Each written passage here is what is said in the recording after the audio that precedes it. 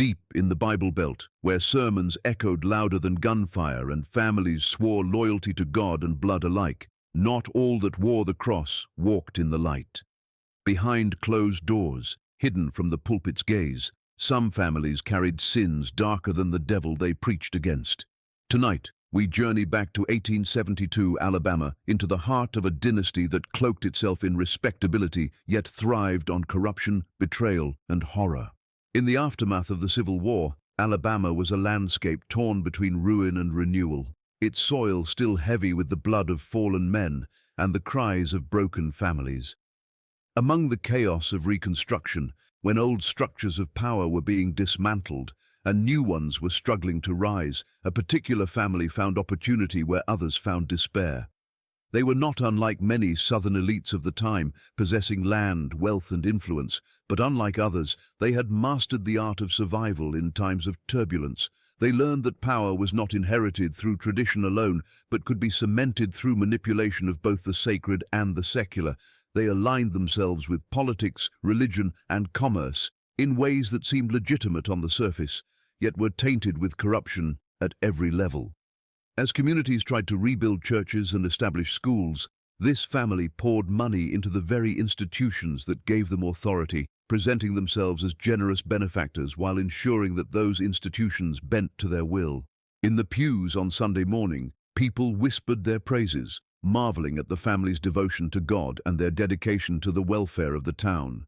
They gave generously to rebuild burned sanctuaries, provided land for new cemeteries, and contributed to charitable causes for widows and orphans.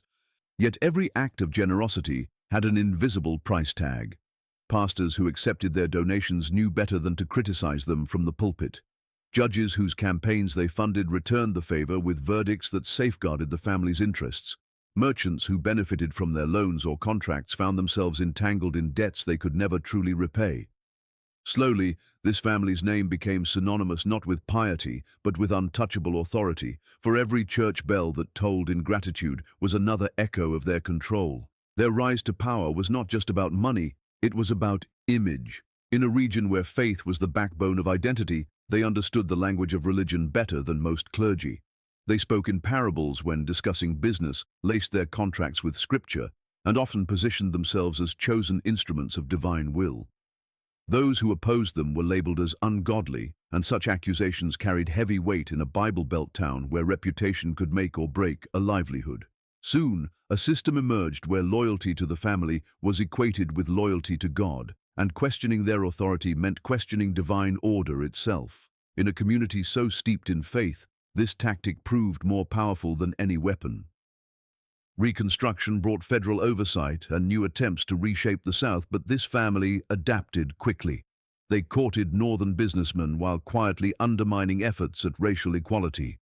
They placed allies in local offices, ensuring that laws were bent, twisted, or outright ignored to protect their interests. Votes were bought, ballots were tampered with, and opposition candidates often withdrew mysteriously before Election Day.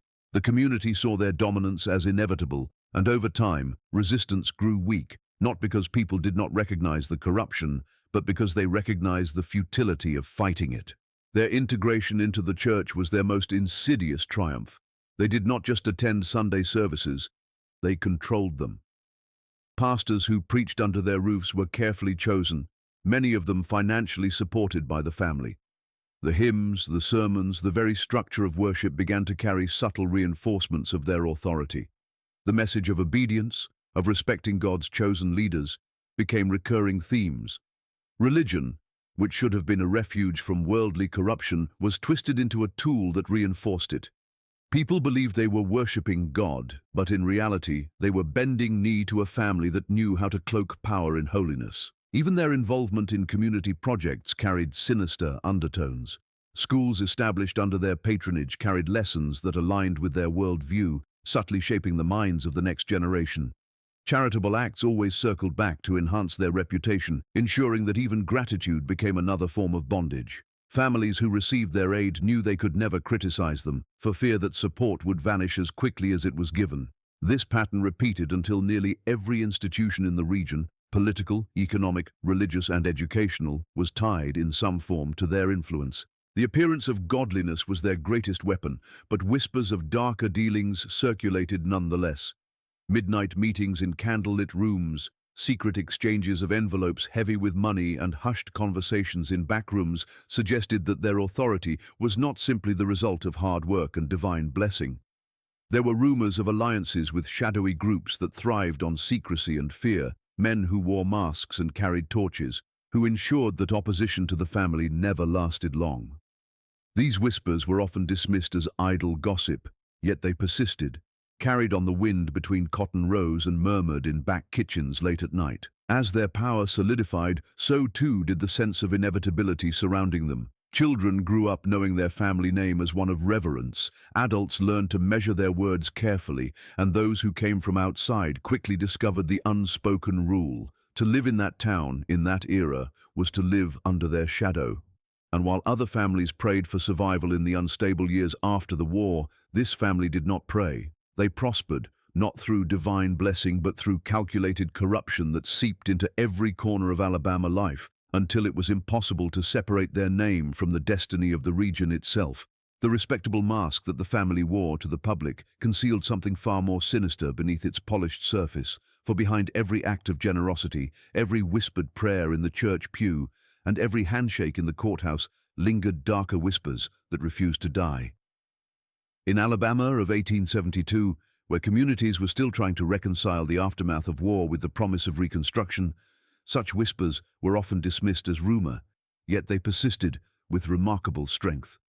People spoke of bribery that secured favorable outcomes, of political deals struck not in the light of day but in candlelit rooms, of fortunes expanded not by honest labor but by the silencing of rivals. The family that appeared to embody godliness and order was also the one most suspected of weaving a web of deceit and terror that reached across every aspect of society.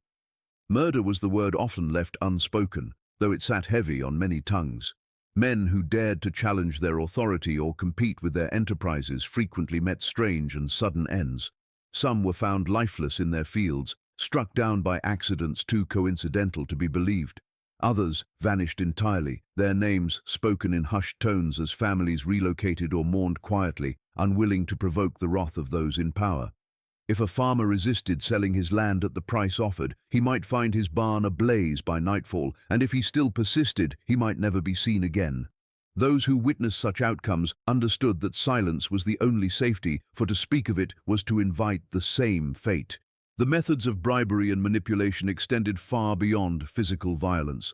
Judges sat on benches with straight backs and solemn faces, yet their verdicts betrayed the gold slipped into their pockets. Cases that involved the family or their allies rarely ended in conviction, no matter the strength of the evidence. Accusations of fraud, theft, or even assault seemed to evaporate in courtrooms where the scales of justice were tilted by invisible hands. Those who sought justice soon learned that the law itself bowed to money and influence, and that challenging the family in legal terms was as futile as standing against a storm. Lawyers who attempted to argue otherwise often found themselves disbarred or disgraced, their reputations ruined through whispered scandals carefully spread by unseen mouths. The reach of their corruption was not confined to courts and politics alone. Commerce was entangled in their grip, for merchants who attempted to operate independently soon discovered that supply lines dried up, shipments were delayed, or taxes mysteriously increased against their establishments. Those who complied with the family's demands found their businesses thriving with sudden prosperity, as though fortune itself smiled upon them. But that fortune was conditional, a leash that tightened the moment disobedience appeared. Farmers were forced to sell their cotton at unfair rates, mill owners signed contracts that bled them dry, and blacksmiths, tailors, and innkeepers alike bent their necks to the family's demands. By creating a network of dependency, they ensured that the very survival of the town was bound to their approval. Religion, too, was not immune to their reach. Pastors spoke fiery sermons of sin and salvation, but they never mentioned the corruption festering beneath their very noses. Instead, many preached obedience to authority, weaving scripture into subtle justification for the family's dominance. Congregants who whispered doubts were branded as rebellious, and rebellion was a sin that could not be tolerated. Donations to the church often passed directly through the family's hands, and in return, ministers sang their praises from the pulpit. To the outside world, it seemed as though God himself favored the family, blessing their endeavors with success. But to those who looked more closely, it became clear that what passed as divine favor was in fact the meticulous weaving of power, money, and manipulation into a tapestry so tight that no thread could be pulled without unraveling the whole. The family's control extended to the press as well. Local newspapers that dared to print stories critical of their dealings found themselves mysteriously shuttered, their editors run out of town under the weight of scandals that appeared overnight. New publications that emerged inevitably learned the same lesson. Survival depended on flattering words and carefully chosen silences. In a region where the written word carried great weight, they ensured that every line of ink was bent to their narrative. History itself was rewritten in their favor, and future generations would grow up reading accounts that cast them as noble, righteous, and indispensable to the community's survival. Even social life bore the marks of their corruption. Balls, gatherings, and church socials were stages where alliances were forged, where women were married off strategically to bind families together, and where secrets were exchanged behind smiling faces. It was a theater of civility, but one where every role was carefully cast and every outcome predetermined. Invitations were extended not out of courtesy, but as tools of influence. To attend was to acknowledge their power. To be excluded was to face isolation from the heart of the community. Families who fell out of favor found themselves shunned, their businesses ignored, their reputations shredded by gossip whispered at those very gatherings. Social control became as effective a weapon as violence, for in a small Alabama town, reputation was life itself. As the whispers spread, they carried tales of secret oaths and rituals conducted under the cover of darkness. Stories circulated of masked riders gathering in the woods, torches blazing as decisions were made about who would prosper and who would perish. Though no one dared name the family outright, it was understood that such gatherings operated with their blessing or direct involvement. These secret societies became an extension of their power, ensuring that their enemies not only disappeared from the town's economy and politics, but also from its very existence. And though few spoke openly of it, there was a chilling belief that the family's rise had been bought not just with money but with blood, a price paid in silence and shadows to guarantee that their name would echo in every corner of the Bible Belt. What made their corruption so insidious was not simply the acts of bribery, manipulation, and violence, but the way it all remained hidden beneath a cloak of righteousness. To question their virtue was to risk being branded a heretic, to lose one's livelihood, or to vanish entirely into the same darkness that had swallowed so many others. They were untouchable not because people did not see their sins, but because people feared the cost of acknowledging them.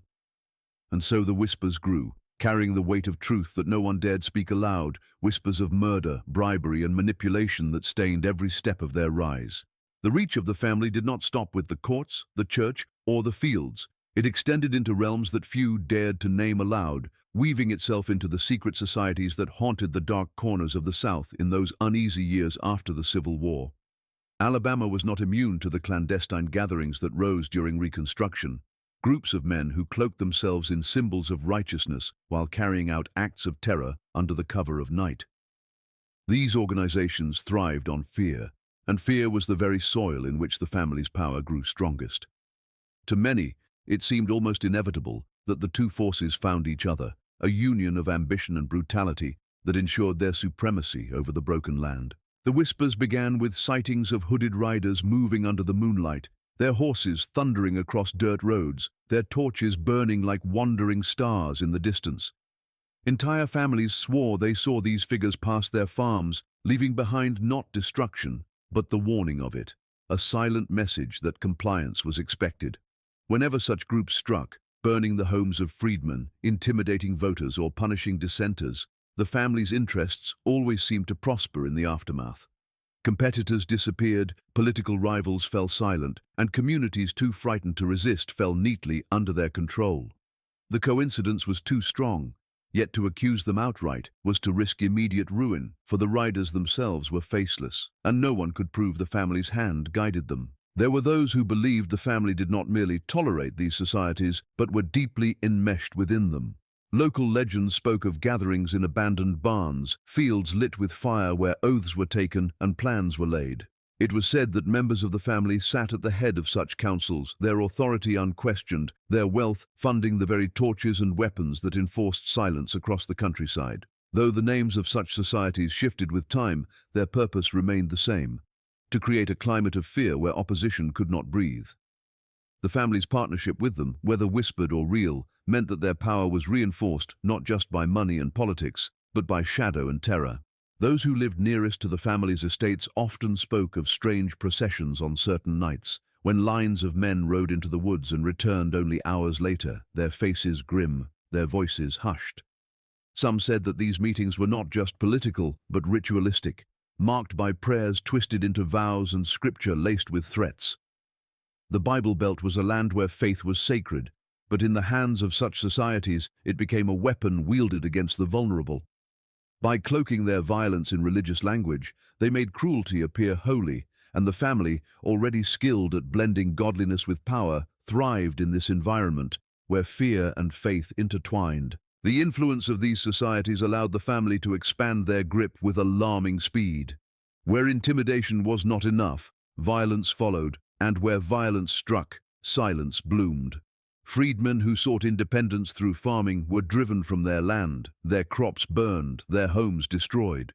Voters who leaned toward candidates unsympathetic to the family's cause found themselves visited in the night, beaten or worse, until the ballot box reflected only one outcome. Teachers who came from the north to educate former slaves often vanished, their absence explained away by accidents or sudden departures, though locals knew better than to ask too many questions. Each disappearance, each fire, each night ride carved deeper lines of fear into the community, lines that all traced back, whether seen or unseen, to the family whose fortune seemed immune to the chaos. The family's connection to these secretive groups granted them a kind of omnipresence. Even when they were not seen, their influence was felt, for everyone knew that the riders answered to someone, and who else in the county possessed both the wealth to fund them and the power to shield them from consequence. Sheriffs looked the other way, deputies claimed ignorance, and judges dismissed charges for lack of evidence, though everyone knew evidence was plentiful if anyone dared look for it. The silence of lawmen became a language of its own, one that confirmed what the townsfolk already suspected. The family's corruption was not confined to daylight dealings but extended into the hidden order that kept the Bible Belt shackled to its fear. For many, the most unsettling rumors were not about violence, but about rituals. Some whispered that the family's ties to these societies went beyond politics into something darker, something spiritual. There were stories of circles drawn in dirt, of prayers uttered not for salvation but for dominion, of oaths sealed with blood rather than ink. Whether or not these stories were true, they thrived because they explained what seemed otherwise inexplicable: how a single family could rise so swiftly, crush rivals so effectively, and maintain a grip that seemed almost supernatural in its endurance. In a land where the line between religion and superstition blurred, such tales carried weight, and many believed the family had sold its soul to maintain its rule. The bond between the family and these shadowed societies ensured that their control was not just institutional but psychological. People feared not only the consequences of defying them, but also the unseen reach of their allies. No one knew who belonged to the masked brotherhoods, and so suspicion infected every interaction. A neighbor could be a rider, a deacon could be an enforcer, and a friendly handshake could hide allegiance to the same powers that burned homes and silenced dissent. This uncertainty served the family well, for it isolated individuals, making them too afraid to trust even those closest to them. Isolation bred submission, and submission fed the family's dominion. As the years passed, the integration of the family's influence with these secret societies became an unspoken truth of the region. Farmers plowed their fields knowing that resistance would draw horsemen to their gates. Businessmen signed contracts knowing that refusal could bring torches in the night. And churchgoers bowed their heads in prayer, knowing that their preachers were just as bound by fear as they were. The line between the sacred and the profane blurred until it was no longer clear whether Alabama's faith was devoted to God or to the unseen empire that thrived in the shadows. The family, at the heart of it all, remained untouchable, their name shielded by secrecy, their power enforced by oaths and masks, their legacy carved into the soil of the Bible Belt by hands both seen and unseen. The name of the family was often whispered when tales of disappearances surfaced, For it seemed that those who crossed them, those who dared to stand in the way of their ambitions, had a strange tendency to vanish without a trace. Alabama in 1872 was a land still scarred by war and chaos, and many deaths and losses could be explained away by hardship, violence, or the general instability of Reconstruction. But there was something different about the vanishings tied to their property, something that could not be so easily dismissed as chance. Neighbors who refused to sell land found their footsteps erased. Travelers who questioned their business dealings disappeared on roads that passed too near their holdings, and drifters who sought work on their fields never returned to their families. These were not isolated incidents, but a pattern, and though no one dared to accuse them outright, the unease spread like a sickness across the county. The land itself seemed to drink these secrets into its soil. Fields that stretched wide beneath the Alabama sun were rumored to hide more than cotton roots, for beneath the earth, many believed, lay the remains of those who had gone missing. Stories passed from laborer to laborer of shallow graves dug at night, of mounds that appeared and then vanished beneath plows, of cries carried faintly on the wind before being swallowed by silence. Even the river that cut through their property gained a reputation, its waters said to run deeper than any fisherman knew, concealing what no one dared to recover. Mothers warned their children never to stray too close to those fields, never to wander the woods at the edge of the family's land, for the darkness that lived there was not the kind that faded with dawn. What made these disappearances more chilling was the way they were ignored by the authorities. Sheriffs waved off reports as misunderstandings, deputies filed papers that went mysteriously missing, and judges dismissed concerns as gossip. The very system meant to protect the people seemed to work instead to erase the memory of the vanished. Families who pressed too hard for answers found themselves targeted by the same misfortunes: barns burned, animals killed, or loved ones lost in accidents that did not feel accidental. The message was clear: ask no questions, speak no accusations, and perhaps you would be spared. The silence that settled over the community was not born of ignorance but of survival, for to speak of the missing was to risk joining them. Travelers passing through Alabama often remarked on the sense of unease that clung to the family's lands. Stagecoach drivers told tales of empty roads where shadows seemed to linger, of nights when the hooves of their horses struck the earth with a hollow echo, as if the ground itself hid hollow spaces beneath. Merchants recalled journeys cut short by the sudden fear that they were being watched, their wagons turning quickly back toward safer routes. Even men hardened by war admitted there was something unnatural about the silence in those fields, a silence that pressed down on the chest and made the hairs at the back of the neck rise.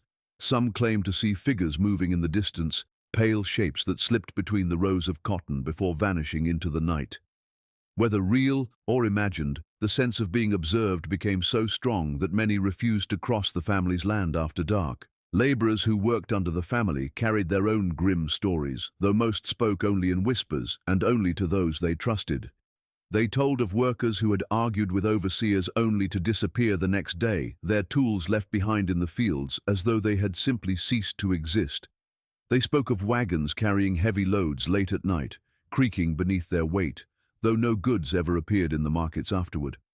Some swore they had seen fires in the woods, small pyres that smoldered until dawn, their smoke drifting toward the heavens as though carrying secrets too dark for the earth to contain. To speak of these things openly was unthinkable, for every man knew the fate of those who dared to let truth slip past their lips. There were stories, too, of travelers drawn toward the family's lands who never left again. Peddlers, wanderers, and migrants in search of work were most vulnerable, for their absence stirred little alarm beyond a few unanswered letters or unclaimed debts. They would arrive in town, seeking opportunity, and the family's name would inevitably be mentioned as a source of employment.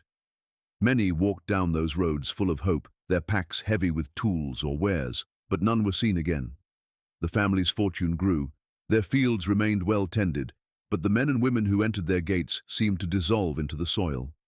The lack of record, the lack of remembrance, made it easy for the disappearances to continue unchecked, for who would miss those who had no power, no voice, and no family to demand justice? The strangest tales spoke of noises carried through the night.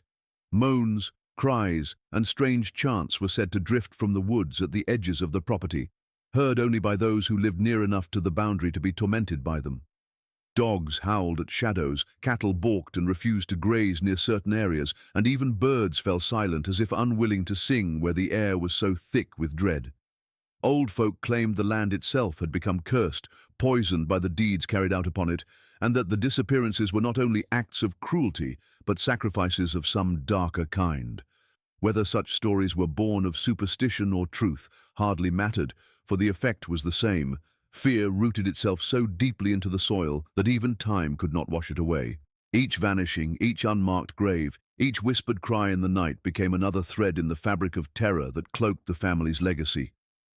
The pattern of disappearances was too precise, too convenient, and too long ignored to be coincidence. The community lived with the knowledge that those who entered the shadow of the family's influence risked never being seen again, and so the family's land became a place of whispered warnings, a cursed ground where the living coexisted uneasily with the weight of the lost. The downfall of the family did not come suddenly, but rather like the slow rot of wood beneath fresh paint, hidden for years until the structure could no longer hold the weight of its own corruption. For decades they had cloaked themselves in the language of faith and charity, presenting to the outside world a facade of holiness and respectability. Their power seemed eternal, their grip on the county unbreakable, yet beneath the sermons and donations, beneath the landholdings and political control, their sins festered in silence until whispers began to outgrow the walls meant to contain them.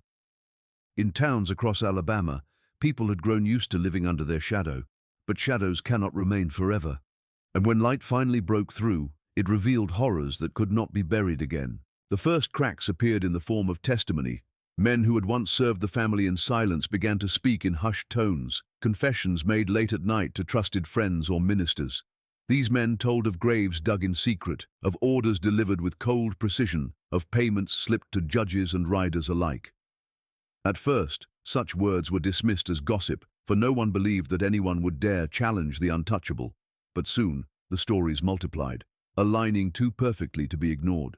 Families began to connect the disappearances that had long haunted the county, realizing that their losses were not accidents of fate, but deliberate acts tied to the family's rise.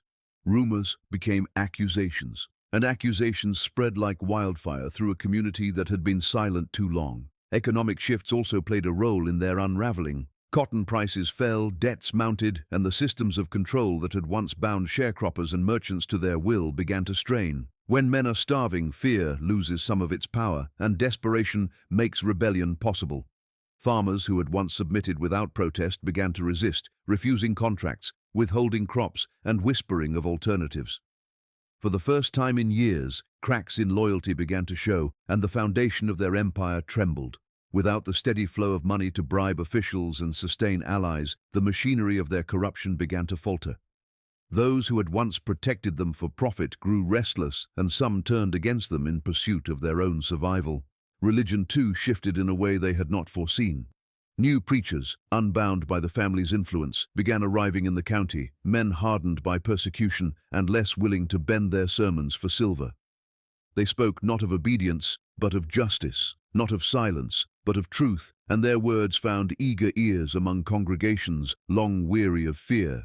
Though these men often faced threats, their message spread quickly, igniting courage in those who had remained passive. Churches that once served as extensions of the family's control became spaces of resistance, sanctuaries where the community found strength to name aloud what had been hidden for generations. Faith, the very tool the family had twisted into chains, became the fire that helped burn through their power. The law, too, began to shift against them. For years, local courts had bent to their will. But as federal oversight intensified during Reconstruction, outsiders began asking questions that could not be silenced so easily. Investigators noted the irregularities in land deals, the suspicious absence of certain records, the repeated disappearances tied to one family's holdings. Though the family used every weapon at their disposal to resist scrutiny, even their wealth could not buy silence forever. Slowly, cases that had once been dismissed were reopened, and while no single accusation could topple them, the accumulation of suspicion eroded their authority. Their untouchable image began to fracture, and with each crack the fear that had once shielded them weakened. The final blow, however, came not from courts or congregations, but from within.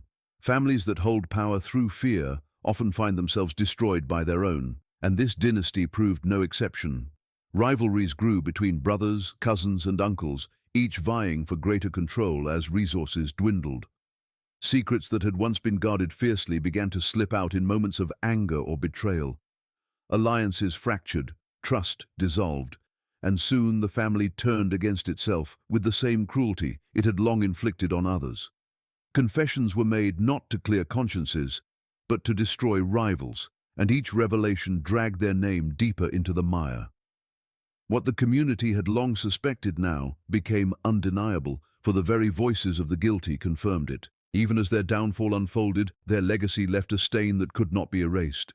The land they had once ruled with iron and scripture remained scarred by the memory of vanishings and terror. Travelers still avoided certain roads, farmers still whispered of cursed soil, and children still grew up hearing tales of the riders, the fires, and the screams that had haunted the night. The family may have crumbled, their wealth scattered, and their power dissolved, but the fear they planted endured in the bones of the community. People who lived through those years never forgot the silence they had been forced to keep, nor the neighbors they had lost to the shadows. Over time, the story of their corruption grew into legend, passed down through generations, not just as history, but as warning. Some spoke of justice, of how the mighty had finally fallen, while others spoke of curses, of how their spirits lingered, unwilling to relinquish the dominion they once held.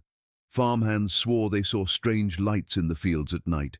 Travelers told of hearing voices carried on the wind, and families spoke of dreams in which the vanished appeared, their faces pale, their mouths open as though still pleading for release. The truth and the legend intertwined until they were indistinguishable, and the family's name became synonymous not only with power and corruption, but with haunting and dread. In Alabama's Bible Belt, where the line between history and myth often blurs, the story of this family became a living memory etched into the very fabric of the land. Churches rebuilt after their fall still trembled with the echoes of the sermons once bought by silver. Courthouses carried records erased and rewritten by their influence. Fields that once swallowed men whole grew crops that seemed to thrive unnaturally, as though fed by something more than rain and soil. Though the family's bodies turned to dust, their presence lingered, whispered in prayers, cursed in stories, remembered not as benefactors of faith but as the most corrupted dynasty the Bible Belt had ever known.